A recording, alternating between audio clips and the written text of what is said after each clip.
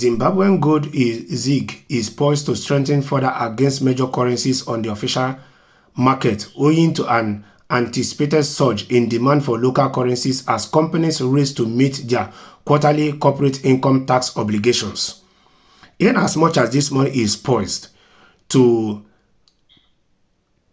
strengthen further, it's equally fair enough that the institutions in Zimbabwe should release more of this money.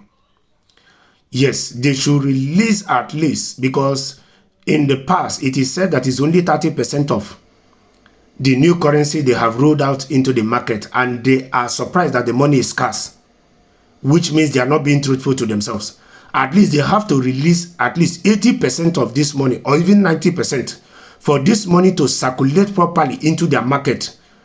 They have to take these measures. The government must implement a task force that have a way of checkmating these institutions, the banks, to make sure that they are releasing exactly what the government is rolling out to these institutions.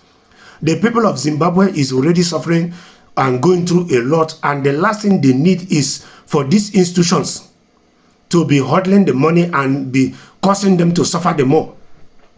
Zimbabwe law mandates companies to pay taxes every quarterly with these deadlines known as quarterly payment dates, which falls on March 25th, June 25th, September 25th, and December 20th of each year.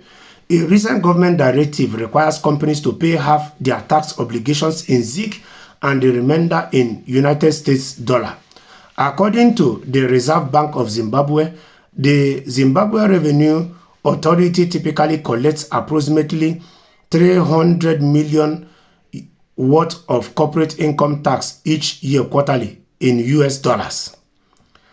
This translates to a projected demand for that is equivalent to 150 million US dollars, about 2 billion ZiG.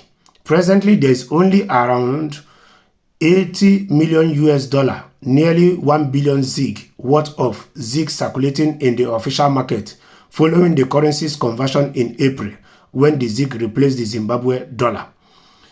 This mismatch in the amount of ZiG available in the market and the anticipated amount required by companies to meet their QPD obligations is expected to significantly drive demand for the local unit. You see, if the government is not initiating a task force or forming a task force that investigates these institutions to make sure that they release exactly the amount the government is releasing to them to flow to the public or to flow into their markets, they should not be surprised that their money is finding it difficult to be stabilized. They should not find it funny that the people cannot access this money. This will possibly lead to a significant firming of the local unit in the official market. The Sunday Mail has gathered that some companies that predominantly transacted in the greenback have since begun actively seeking ZiG to be able to fulfill their tax obligations by June 25.